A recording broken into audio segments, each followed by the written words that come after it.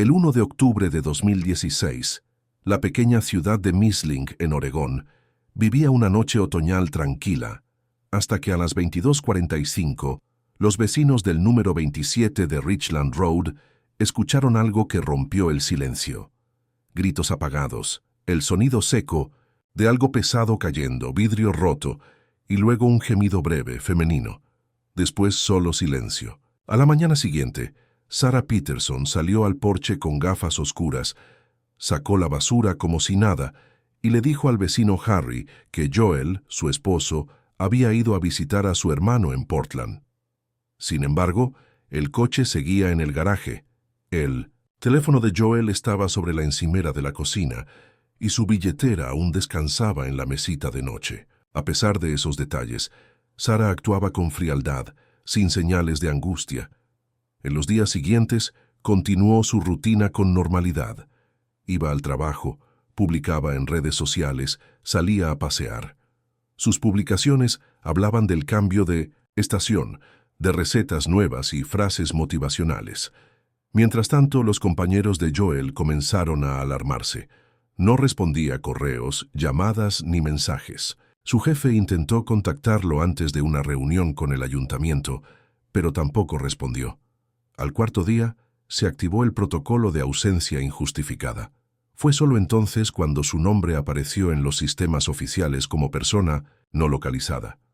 Aún así, Sarah presentó una denuncia formal recién 6 días después, sin urgencia, sin llanto, sin mostrar preocupación real. Alegó que pensaba que Joel se había tomado un tiempo para sí mismo y que no quería sonar exagerada. Esa actitud, más que tranquilizar, encendió sospechas silenciosas entre quienes la conocían, pero nadie decía nada. La historia apenas comenzaba. Cuando Mark Peterson recibió la noticia de la desaparición de su hermano, no fue por una llamada directa de la familia ni de la policía, sino por una compañera de trabajo de Joel que conocía a alguien en la alcaldía, y le escribió preocupada porque Joel no había asistido a una reunión crucial, algo completamente inusual para él.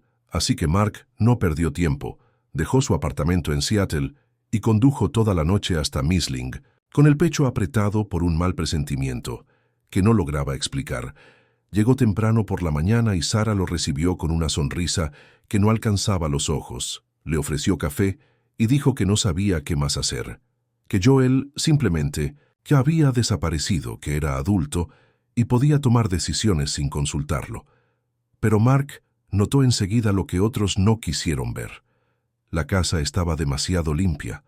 Las cosas de Joel seguían exactamente en su lugar, los zapatos perfectamente alineados en la entrada, la ropa doblada, la taza que solía usar aún en el fregadero como si esperara ser lavada por él. Incluso su cepillo de dientes seguía al lado del de Sarah, sin señales de uso reciente.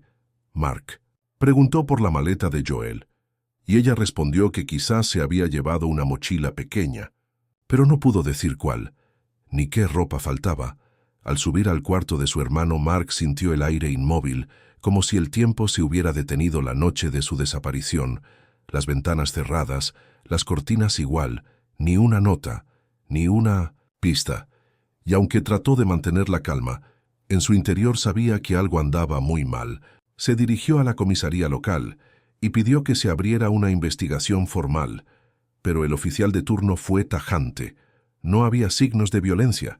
Joel era adulto, no había dejado deudas ni historial de problemas, y según la declaración de su esposa, se había marchado por voluntad propia, aunque el coche siguiera en casa, aunque el teléfono y la billetera estuvieran allí, aunque nadie más lo hubiera visto salir. Todo eso parecía no ser suficiente.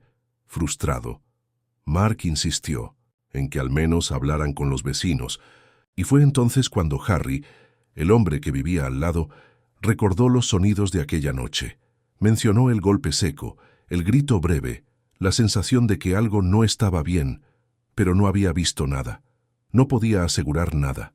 Así que la policía lo anotó como rumor sin fundamento. Mark no se rindió. Volvió al vecindario una y otra vez. Habló con otros vecinos, trató de reconstruir el rompecabezas, pero cada respuesta lo llevaba al mismo punto. Nadie sabía. nadie había visto. Todos parecían cómodos con el relato oficial de Sarah. Mientras tanto, ella continuaba su vida con desconcertante normalidad. Incluso compró varios sacos de cemento en una tienda de mejoras para el hogar, diciendo que quería rehacer un cantero del jardín. Al poco tiempo apareció una nueva losa de concreto en el patio trasero, más clara que el resto, cuadrada y perfectamente alineada. Mark lo notó, pero no podía probar nada.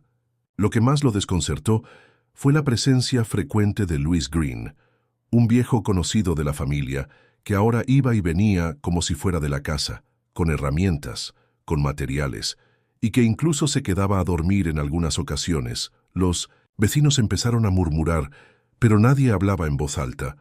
Todo era demasiado reciente, demasiado confuso, demasiado incómodo, y así, mientras la figura de Joel se desvanecía del presente, el silencio se apoderaba del barrio como una niebla espesa que nadie se atrevía a romper. Con la llegada del invierno, los movimientos de Sarah y Luis ya no eran discretos ni esporádicos.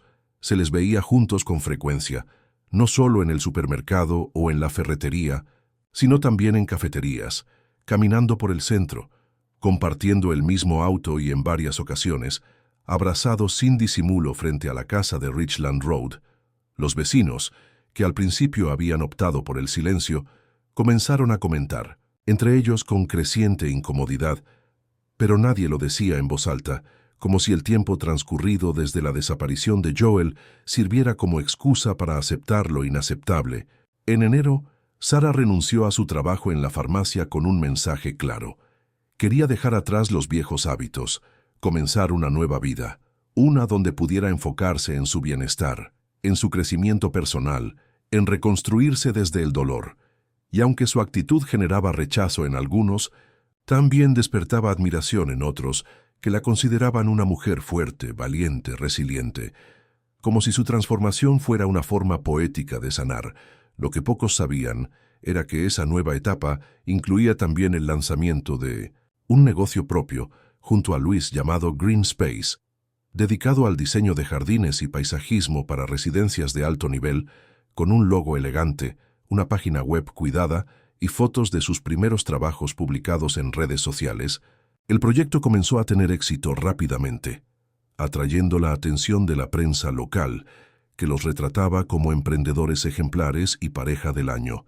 Mientras tanto, Mark, ya de vuelta en Seattle, seguía sintiendo que algo no encajaba. Revisaba compulsivamente los registros bancarios de Joel, las llamadas, los correos electrónicos, las búsquedas en Internet, las ubicaciones GPS, y todo apuntaba a la misma noche, la misma hora, el mismo lugar, y luego nada. Como si su hermano hubiera sido tragado por la tierra sin dejar rastro. Intentó conseguir acceso a las cámaras del vecindario, pero muchas no funcionaban o no grababan en la dirección correcta. Los datos que encontraba eran fríos, inconclusos, insuficientes para abrir una causa, pero no para apagar su intuición. Sentía que Joel no se había ido por voluntad propia, que había sido silenciado, y que el silencio de Sarah era más elocuente que cualquier palabra. Cada publicación suya en redes sociales, cada foto sonriente, cada mensaje de superación le resultaba ofensivo, como si el mundo entero hubiera aceptado una historia falsa, solo porque era más cómoda, más fácil de digerir. Mark comenzó a construir una carpeta con todos los elementos extraños, los tickets de compra del cemento, los informes meteorológicos de aquella noche, los movimientos financieros de la cuenta conjunta, las visitas de Luis registradas por el celular, todo lo que pudiera ser útil si algún día alguien decidía escuchar, pero los meses pasaban y el caso seguía estancado. Ni la policía ni la fiscalía tenían intenciones de reabrirlo. Oficialmente Joel era un adulto que había decidido desaparecer, punto. Y la vida seguía su curso, mientras el jardín de Sarah florecía con nuevas especies, con senderos de piedra y luces tenues que lo hacían ver como un oasis, un jardín que todos admiraban sin saber que quizás, bajo esa perfección, dormía la verdad que nadie se atrevía a desenterrar. En el verano de 2017, cuando se cumplía casi un año desde la desaparición de Joel, Sara organizó una celebración en su casa para conmemorar el primer aniversario del negocio Greenspace.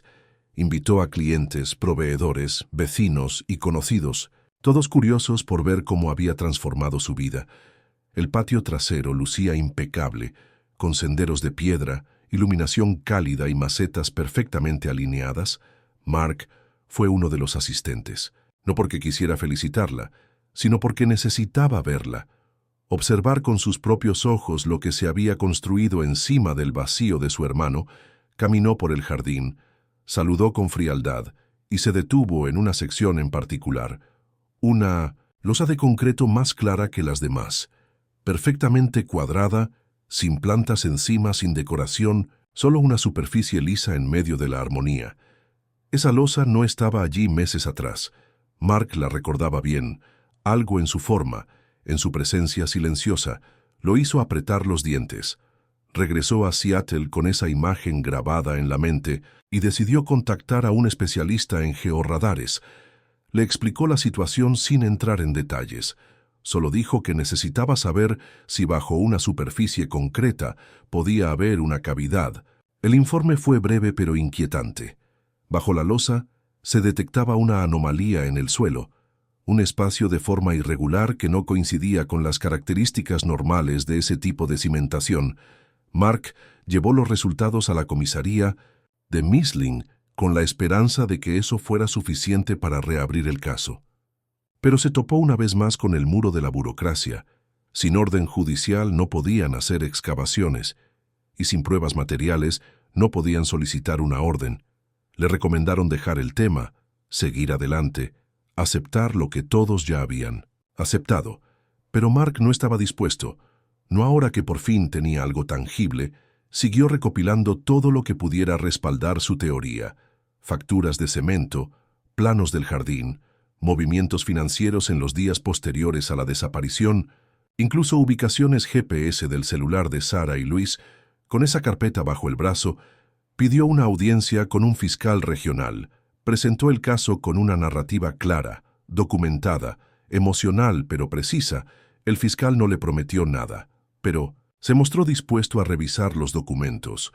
Una semana después, Sara presentó ante la alcaldía un permiso de construcción para renovar completamente el patio trasero. Su argumento era la instalación de un sistema de calefacción subterránea para mantener el terreno templado durante el invierno. La obra implicaría remover todas las baldosas, excavar y colocar tuberías. Al enterarse, Mark entendió que el tiempo se agotaba. Si esa losa era lo que él creía, pronto desaparecería para siempre bajo una nueva capa de tierra. Escribió un informe final, organizó todas las pruebas por fecha, por relevancia, por origen, incluyó declaraciones indirectas, registros de llamadas, imágenes satelitales, y lo entregó personalmente en la fiscalía. Esta vez el fiscal, presionado por la contundencia del archivo y el riesgo inminente de perder pruebas, ordenó una revisión formal, y por primera vez desde aquella noche de octubre, la historia comenzó a tambalearse en su aparente estabilidad. El 2 de octubre de 2017, un año y un día después de la desaparición de Joel Peterson, comenzaron los trabajos de demolición en el jardín trasero de la casa ubicada en el número 27 de Richland Road. La empresa contratada por Sara llegó temprano por la mañana con herramientas, planos y una orden municipal para iniciar la instalación del sistema de calefacción subterránea. Sara supervisaba desde la terraza con una taza de café en la mano y una expresión neutra, como si fuera solo otro lunes cualquiera. Pero todo cambió a las 9:17, cuando uno de los obreros, al perforar la base de concreto más reciente, encontró resistencia inusual. Golpeó 2 veces más, y el sonido hueco alertó a sus compañeros. Usaron una herramienta manual para evitar dañar lo que hubiera debajo, y tras remover varios centímetros de material, encontraron un contenedor sellado que desprendía un olor extraño, lo cual llevó a detener inmediatamente los trabajos y llamar a las autoridades. El capataz ordenó detener toda actividad y llamó inmediatamente a la policía local. Al llegar la patrulla, el perímetro fue acordonado y los trabajos quedaron suspendidos indefinidamente. Sara, que en un principio no entendía la magnitud de lo que ocurría, se acercó con rapidez y preguntó qué pasaba, cuando los agentes le pidieron que se mantuviera alejada. Su rostro cambió por completo. Louis Green, al enterarse por mensaje, apareció 20 minutos después, sin herramientas ni excusas, solo con las manos en los bolsillos y una mirada fija en el suelo. Ambos fueron trasladados a la comisaría para prestar declaración, mientras los peritos de criminalística llegaban desde Salem durante horas. Los especialistas trabajaron bajo carpas, con luces frías, máscaras y guantes, extrajeron cuidadosamente la cápsula, la abrieron bajo protocolo y confirmaron lo que muchos temían. Se trataba de evidencia humana relacionada con una desaparición no resuelta. Junto a ellos, una billetera de cuero con documentación a nombre de Joel Peterson, una alianza matrimonial y un reloj que su hermano Mark reconoció inmediatamente al ver la foto filtrada por uno de los agentes. La escena fue registrada con precisión forense. Cada centímetro del lugar documentado, cada hallazgo embalado. La noticia se esparció por el pueblo como fuego en hierba seca. Vecinos que antes callaban comenzaron a recordar, a murmurar, a conectar hechos sueltos que hasta entonces habían ignorado en la comisaría. Luis se quebró primero. Dijo que el cuerpo ya estaba allí cuando él llegó aquella noche, que Sara lo llamó llorando y le pidió ayuda, que al principio se negó, pero luego accedió por miedo, por lealtad o por algo más oscuro que no supo explicar. Sara, en cambio, guardó silencio absoluto. Su abogado llegó poco después y solicitó aplazar la declaración oficial. Los medios comenzaron a aparecer frente a la casa. Cámaras, micrófonos, titulares con palabras como misterio, giro inesperado y secreto bajo tierra. La autopsia preliminar estableció que la muerte había ocurrido entre las 22:30 y las 23:00 del 1 de octubre, la misma franja horaria en que los vecinos oyeron gritos, cristales rotos y un lamento que, en su momento, nadie supo interpretar. Los análisis no mostraron signos de lucha intensa, pero sí un golpe seco en la zona occipital del cráneo. Los investigadores comenzaron a unir piezas, a construir una narrativa, a reconocer que quizás todo ese año de silencio había sido el más elocuente de los lenguajes. En diciembre de 2017, después de semanas de análisis forenses, reconstrucciones digitales y entrevistas cruzadas, la Fiscalía del Condado presentó oficialmente los cargos contra Sara Peterson por homicidio intencional y contra Louis Green por complicidad y encubrimiento de pruebas. El caso sacudió a Misling como un terremoto silencioso. Las pruebas reunidas eran muchas, dispersas pero coherentes. Una línea de tiempo detallada que se apoyaba en recibos de compra, movimientos bancarios, imágenes de cámaras de seguridad de la ferretería donde Sara compró el cemento, rastreos GPS del teléfono de Luis que lo colocaban en la casa a la noche, de los hechos y análisis del terreno que mostraban alteraciones recientes, justo sobre la zona donde se había hallado el cuerpo. En el juicio, la defensa de Sara intentó plantear la idea de un accidente. Hablaron de una discusión conyugal que se fue de las manos, de una reacción impulsiva y del miedo que la llevó a ocultar todo. Mostraron mensajes de texto en los que Joel se mostraba tenso, frustrado por la situación matrimonial. Pero nada que justificara el desenlace. Los peritos indicaron que el evento fue repentino y sin posibilidad de reacción, lo que llevó a descartar la hipótesis de un enfrentamiento mutuo. Sara, en su testimonio, confesó parcialmente. Dijo que la noche del 1 de octubre discutieron por temas económicos y por la relación deteriorada que arrastraban desde hacía meses, que él la empujó verbalmente al límite, que ella no planeó nada, pero tampoco supo detenerse cuando la tensión escaló. No dijo exactamente qué hizo ni cómo, solo que después, cuando se dio cuenta de lo que había pasado, el miedo la paralizó. Entonces llamó a Luis, que según ella ya era un amigo cercano pero no su pareja, aunque los mensajes entre ambos mostraban una relación mucho más íntima de lo que Sara admitía. Luis, por su parte, confirmó que él no fue testigo de lo que ocurrió dentro de la casa, que llegó cuando todo había pasado, y que Sara le pidió ayuda sin decirle detalles, que en ese momento no pensó, solo actuó. Ambos declararon que la decisión de ocultar el cuerpo fue compartida, pero la fiscalía presentó un cuadro muy distinto. Una escena premeditada tras una escalada de conflictos, una mujer que decidió tomar control de una situación que se le escapaba, y un cómplice que eligió el silencio para proteger su propio futuro. Se habló del negocio que abrieron juntos, de cómo convivieron encima de la verdad durante un año, de la losa bajo la cual dormía el secreto, mientras ellos diseñaban jardines y decoraban macetas. La acusación fue firme al señalar que una persona asustada actúa por horas o días, pero no por meses, y que la elección de ocultar el crimen, construir una nueva vida y presentarse como víctima fue tan calculada como cualquier otro acto delictivo. El testimonio de Luis, aunque limitado, fue decisivo. Su confesión permitió atar los últimos cabos y darle al jurado una imagen clara de lo sucedido. Una historia donde el amor, el miedo y la ambición se mezclaban bajo una fachada de normalidad, y donde la ausencia de Joel dejó de ser un misterio para convertirse en una herida expuesta que ya nadie podía ignorar. Después de 2 semanas de audiencias intensas, con testimonios cargados de tensión, pruebas forenses minuciosas y declaraciones contradictorias, el jurado finalmente regresó a la sala con una decisión unánime que cayó como una piedra en medio del silencio absoluto.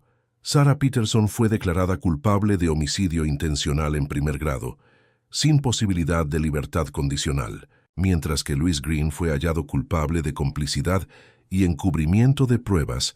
Condenado a 15 años de prisión, la jueza, en su lectura de sentencia, fue clara y directa. Dijo que el miedo puede justificar el silencio por unas horas, quizás unos días, pero vivir más de un año construyendo una vida sobre una mentira es una decisión consciente, no una reacción emocional.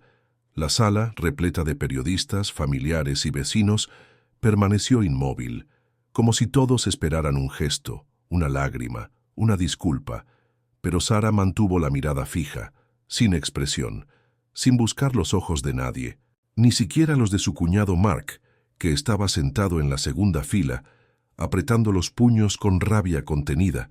Cuando terminó la sesión, el fiscal se acercó a él y le dijo en voz baja: «Lo lograste, tu hermano puede descansar». Pero Mark no respondió, porque sabía que el descanso no borraba el vacío, ni el año entero en que nadie lo escuchó, ni la frustración de haber sentido la verdad y no poder probarla. La noticia se extendió rápidamente por Misling, y lo que antes era solo un rumor se convirtió en certeza. Los vecinos, que antes miraban hacia otro lado, ahora se mostraban indignados, sorprendidos, heridos por haber compartido aceras, cafés y fiestas con una mujer que ocultaba un crimen bajo su jardín. El negocio Greenspace cerró sus puertas definitivamente, la página web fue eliminada y el local quedó vacío. Con los letreros arrancados y las macetas aún en la acera, el número 27 de Richland Road fue puesto en venta casi de inmediato, pero ningún comprador mostró interés.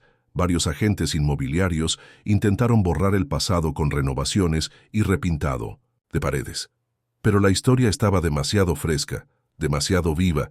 Incluso se llegó a considerar la demolición total del inmueble, lo cual finalmente se llevó a cabo unos meses después. Mark asistió desde la distancia, sin cámara, sin aplausos, solo observando cómo el bulldozer aplastaba lentamente cada rincón de la casa donde su hermano fue silenciado. Cuando la estructura desapareció, la parcela quedó vacía, rodeada de una cerca metálica y una cinta amarilla deshilachada por el viento. Fue entonces cuando decidió organizar el entierro formal de Joel en una zona protegida del bosque, junto a un viejo roble que ambos solían visitar de niños. Eligió no usar una lápida tradicional, solo una piedra gris y lisa con 3 palabras grabadas: «Yo estuve aquí». Esas palabras no eran solo un homenaje, sino una advertencia, un testimonio de que incluso bajo capas de silencio y apariencia, la verdad, tarde o temprano, encuentra su voz. Y aunque la justicia había llegado, Mark sabía que el precio pagado era irreversible, que ningún veredicto devolvía el tiempo perdido, ni deshacía el dolor de una ausencia prolongada, por la indiferencia colectiva. Tras el juicio, la comunidad de Misling no volvió a ser la misma. Los vecinos comenzaron a mirar su entorno con otros ojos.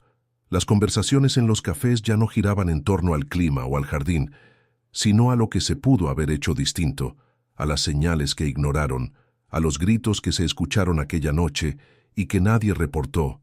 Harry, el vecino de al lado, concedió una entrevista a un periodista local donde confesó que escuchó claramente el golpe, el grito, el silencio posterior, pero que no se atrevió a intervenir. Dijo que no quería meterse en problemas, que pensó que era una discusión más y que ahora no podía dejar de pensar en lo diferente que todo habría sido si hubiera llamado a la policía. Sus palabras generaron una ola de reflexión colectiva. Los medios nacionales retomaron el caso como un ejemplo de cómo la indiferencia puede ser cómplice del desastre. La historia se discutió en colegios, universidades y programas sociales. Surgieron foros, mesas redondas y campañas que hablaban de la importancia de actuar ante señales de violencia doméstica. Incluso el Consejo Municipal aprobó una enmienda al Reglamento de Seguridad Vecinal, donde se establecía que cualquier desaparición en contexto de tensión familiar debía investigarse en menos de 48 horas. La norma fue conocida como la Enmienda Peterson y se convirtió en un referente para otras ciudades pequeñas del estado. Mientras tanto, Sarah intentó apelar su sentencia desde prisión, pero la corte rechazó cada intento sin necesidad de audiencia.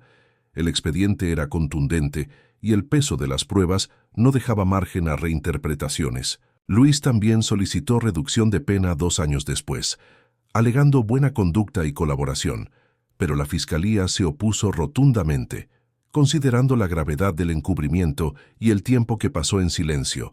Ninguna de las peticiones prosperó y ambos siguieron cumpliendo sus condenas sin mayores novedades. El número 27 de Richland Road pasó a ser conocido como la Casa del Concreto. Aunque ya no existía, la gente evitaba pasar por esa parcela vacía, como si algo invisible siguiera flotando en el aire. Algunos adolescentes se desafiaban entre ellos para cruzar por allí de noche, pero la mayoría lo hacía en silencio, con paso apurado, como si el recuerdo pesara más que las ruinas. Varios podcasters especializados en crímenes reales usaron el caso para hablar de dinámicas tóxicas, señales ignoradas y el riesgo de romantizar las segundas oportunidades sin haber enfrentado el pasado. Los periódicos revivían la historia en cada aniversario, mientras las redes sociales compartían fotos del jardín, del juicio, del rostro de Joel con frases como «Él también tenía una historia». Pero lo más impactante fue que, lejos de convertirse en un espectáculo morboso, la historia de Joel sirvió como punto de partida para entrenamientos policiales, charlas escolares y protocolos nuevos en centros comunitarios. Su nombre se volvió sinónimo de alerta, de atención, de coraje para hablar cuando algo no se siente bien, y aunque su voz fue silenciada en vida, su ausencia habló con tanta fuerza que cambió normas, mentalidades y, sobre todo, conciencias. En el año 2020, Mark Peterson aceptó dar su primera entrevista extensa a un medio nacional, no por deseo de protagonismo, sino porque sentía que la historia de su hermano aún tenía algo más que decir. Se sentó frente a las cámaras con la espalda recta y los ojos tranquilos, pero detrás de esa calma se percibía una tristeza mansa. «Honda», dijo sin rodeos. «No salvé a Joel, pero logré que el mundo lo escuchara». Su frase se volvió viral, citada en artículos, documentales y redes sociales, no como una confesión de culpa, sino como una afirmación poderosa de resistencia. El expediente completo del caso fue cedido por orden judicial al Instituto Estatal de Criminalística, donde comenzó a usarse como material de estudio en cursos para fiscales forenses y psicólogos forenses. Los instructores insistían en analizar cada detalle aparentemente menor. El comportamiento social de Sarah tras la desaparición, los silencios estratégicos, la compra de cemento disfrazada de jardinería, los errores iniciales de los oficiales al no considerar las advertencias de Mark, los vecinos que escucharon y no actuaron. Cada elemento era una lección viva, una advertencia práctica de cómo lo que parece inofensivo puede esconder algo devastador, el instituto elaboró un módulo educativo específico bajo el título «Cuando el silencio pesa más que la evidencia», donde se destacaban los puntos ciegos del caso. El material fue compartido con cuerpos policiales de otros estados y pronto se integró a la formación nacional obligatoria para nuevos agentes. Al mismo tiempo, en Misling, el nombre de Joel dejó de ser un susurro incómodo y pasó a formar parte del discurso colectivo, ya no como un recuerdo doloroso, sino como un símbolo. Su historia estaba presente en los talleres de prevención, en los carteles informativos y en las sesiones escolares donde se hablaba de la importancia de actuar ante lo que no se dice. Incluso algunos padres, al notar tensiones en casa, empezaron a buscar ayuda profesional, inspirados en lo que aprendieron del caso. Sin embargo, lo más inesperado fue lo que ocurrió con la losa, aquella pieza de concreto bajo la cual habían ocultado a Joel. Tras ser removida durante la investigación, fue trasladada a los archivos forenses, pero meses después, un grupo de expertos en criminología propuso convertirla en objeto de exposición permanente en el Museo de Crimen del Estado. El proyecto fue aprobado con discreción y la losa fue colocada en una sala con otras evidencias de casos emblemáticos, sin morbo, sin dramatismo, solo con una placa que decía: «Bajo esta superficie, el silencio intentó ser eterno». Con el paso del tiempo, una pequeña grieta apareció en la losa, apenas visible al principio, pero lo suficiente para que brotaran hierbas delgadas que crecían sin permiso. Las autoridades del museo consideraron reemplazar la pieza por razones estéticas, pero finalmente decidieron dejarla como estaba. Y esa imagen, la de una grieta con brotes verdes, se volvió un emblema. Circuló en redes como símbolo de que la verdad, por mucho que se entierre, encuentra forma de salir a la luz. Mark, al ver una de esas imágenes, no dijo nada. Solo guardó el archivo en su computadora y lo convirtió en fondo de pantalla, como recordatorio permanente de que incluso lo más firme puede romperse si hay algo vivo debajo. En 2022, el caso de Joel Peterson fue cerrado oficialmente por el Estado. Tras la finalización de todas las apelaciones, juicios y procesos administrativos, todos los documentos fueron digitalizados, clasificados y transferidos al archivo público. Como parte de los expedientes judiciales de libre consulta, la parcela donde se alzaba el número 27 de Richland Road permanecía vacía, cubierta de maleza baja, con una valla oxidada que parecía más simbólica que protectora. Alrededor, las nuevas construcciones evitaban tocar esa tierra, como si aún conservara una memoria muda que nadie deseaba despertar. Los planos de urbanismo marcaban ese terreno como zona de reserva sin más explicación. Aunque los antiguos vecinos sabían perfectamente por qué, Mark, que había regresado a Seattle tras el juicio, poco a poco comenzó a alejarse de todo lo relacionado con el caso, dejó de responder correos de periodistas, rechazó propuestas de libros y documentales, eliminó sus redes sociales y se mudó a Maine, a un pueblo costero donde nadie lo conocía. Su vida se volvió deliberadamente anónima, sus contactos limitados a un círculo reducido de investigadores con quienes aún compartía ideas sobre reformas legales o protocolos de alerta temprana. Su lucha había sido transformadora, pero también agotadora, y aunque no buscaba reconocimiento, sabía que había dejado una huella, no por él, sino por lo que representaba su hermano. Joel ya no era el desaparecido, ni la víctima del jardín. Era el nombre que figuraba en manuales de formación, en charlas universitarias, en discursos legislativos sobre detección temprana y responsabilidad vecinal. Su historia, sin adornos ni romanticismo, se convirtió en un llamado a la acción, en un espejo donde muchos se vieron reflejados, no como culpables, pero sí como testigos que eligieron callar. La ausencia de Joel no se convirtió en espectáculo. No hubo series de televisión, ni reconstrucciones sensacionalistas, solo la persistencia de una historia que se contaba con respeto y precisión. Cada año, en octubre, se publicaban columnas breves en los diarios regionales, recordando el impacto del caso y los cambios que había inspirado, pero sin caer en el morbo. Incluso las escuelas de Misling incorporaron una clase especial donde se hablaba de empatía cívica, de intuición social, de cómo lo cotidiano puede esconder urgencias invisibles, y en esas clases los alumnos no hablaban de Sarah ni de Luis, sino de Joel, como un símbolo de lo que no debe repetirse.